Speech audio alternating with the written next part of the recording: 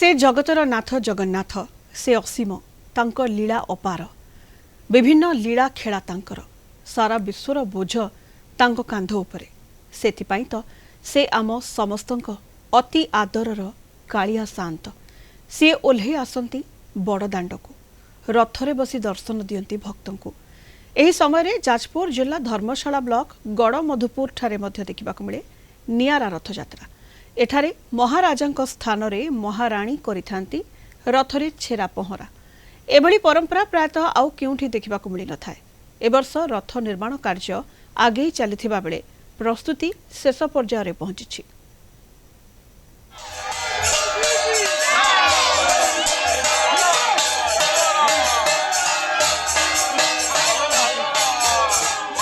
जाजपुर धर्मशाला block गड़मधुपुर Jagannath मंदिर नियारा रथयात्रा एठारे महाराणी करिथांती छेरा पहरा राजराजुड़ा समयरू एठारे महाप्रभुंक रथयात्रा उत्सव पालित होई आसुछि। प्राकृतिक परिवेश रे थिबा एही मंदिर भक्तंको आकृष्ट करिथाय।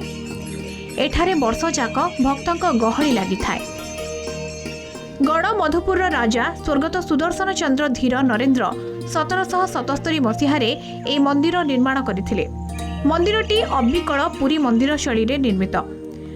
राजबाटी वंशावली अनुଯାयी गड़मधुपुर शेष राजा कृष्ण प्रकाश धीर नरेंद्रଙ୍କ तत्वावधान एठारे पारंपरिक रीतिनीति रे तीन ठाकुरଙ୍କ घोष यात्रा होइथाय।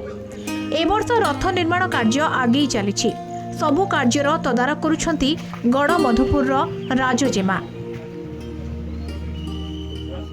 एबे सरीगलाणी काम 12 तारिख भीतर साधबू 6 तारिख रु काम आरंभ करछु आगुरु ये 3 ठाकुर 3टा रथ होतला हाँ ये 3 ठाकुर विजय होछन। मो पे बहुत बड़ा सौभाग्यर कथा 18तम जनरेशन हिसाब रे आज पर्यंत कोनसी गड़मधुपुर राजपरिवार कोनसी नारी को ए सुजोगटा मिली नथिला मते मिलिछि। तेणु मोर कोनसी भाई नथिबारु बाबांकर एटा इच्छा थिला कि तांको अंते ए परंपराटा बंची रही थाउ आम परंपराटा आमरी परिवार भितरे ही रहू।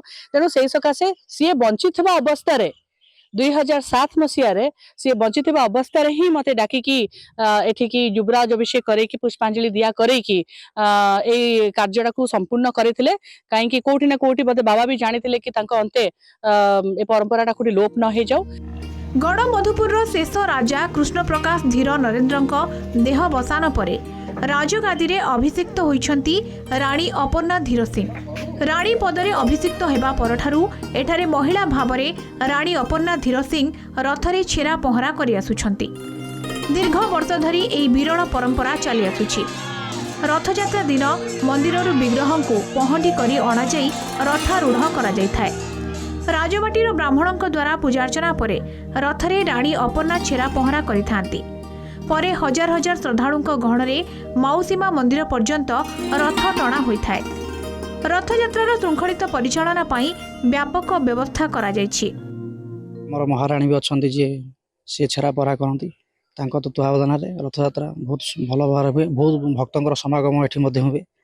गड़मधुपुर बहुत आडू लोक भी आसंती। वर्ष जहाँ पर्वपर्वाणी सब यथारीति पालन कराउछि। दशहरा आउ झुलन आउ तापर जन्माष्टमी यथाविधि कार्य ये बर्तमान जो प्रेजेंट रानी साहब अच्छे तो सुचारू रूपे चलैछंती। एथरे किछि असुविधा विघ्न घटू नाही। रथयात्रा देखिबा पाई आखपाख अंचलरू हजार हजार श्रद्धालु आथिथांती। राणीको छेरा पहरा परंपरा रथयात्रार प्रमुख आकर्षण पालटी थाए। जाजपुर अविनेश्वर तत्पथीଙ୍କ रिपोर्ट कलिंग टीवी।